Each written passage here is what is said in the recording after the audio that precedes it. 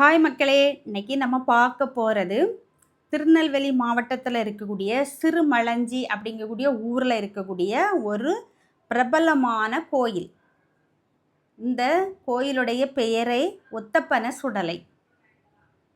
ஏன் இந்த பேர் இந்த கோயிலுக்கு வந்து அப்படின்னாக்கி, இந்த கோயில் பிரகாரத்துக்குள்ளேயே ஒரு பனை நிக்குது. அந்த பனைய உள்ள வச்சு காங்கிரீட் போட்டிருப்பாங்க. அதோடைய மேல் பகுதி நம்ம வெளியே இருந்து பார்க்கும்போது நல்லாவே தெரியும். அதில் யார் படுத்திருக்காங்கன்னு தானே பார்க்குறீங்க. அது வேறு யாரும் இல்லை, மை ஹஸ்பண்டு. அந்த வெயிலுக்குள்ளே கோயிலுக்கு கூட்டு போன டயர்டில் சாமி கும்பிட்டு படுத்திருக்கிறாங்க. இந்த கோயிலுடைய வெளிப்பிரகாரம் பார்க்கறதுக்கு எப்படி இருக்குது பார்த்தீங்களா? சூப்பராக இருக்குது. ஒரு அமைதியான சூழலில் இந்த கோயில் இருக்குது. பார்த்தீங்களா? அதில் உள்ள மேல் பகுதி மேலே நல்லாவே தெரியுதா உங்களுக்கு?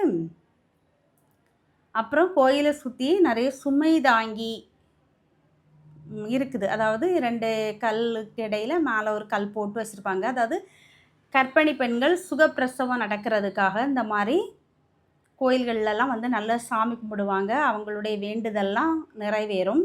சுகப்பிரசவம் நடக்கும். இந்த கோயிலை சுற்றி நிறைய மரங்கள் வேப்ப மரமாக தான் இருக்குது. அவ்வளோ வெயில்லையுமே வந்து நல்ல வெயில் அடிக்குது. ஆனால் இந்த கோயிலில் வந்து இருக்கும்போது குளு குளுன்னு இருந்து அவ்வளவு ரம்மியமான ஒரு சூழலில் இந்த கோயில் இருக்குது. ரொம்ப சக்தி வாய்ந்த தெய்வம். நாங்களே 2, 3 வாட்டி இந்த கோயிலுக்கு போயிருக்கோம். ஏன்னா இப்போ கன்னியாகுமரியிலேருந்து நம்ம அங்கே போனால் கிட்டத்தட்ட 1 மணி நேரம் ட்ராவல் பண்ணி தான் போகணும். ஆனாலும் சிரமத்தை பார்க்காம நாங்கள் அடிக்கடி போயிருக்கோம் அந்த கோயிலுக்கு. வேண்டிய வரம் தரக்கூடிய அந்த ஒத்தப்பன சுடலை. நீங்களும் திருநெல்வேலி போய்க்கு வாய்ப்பு கிடைச்சுன்னா கண்டிப்பாக போங்க. கடவுளுடைய அருள் ஆசி உங்களுக்கும் கிடைக்கும்.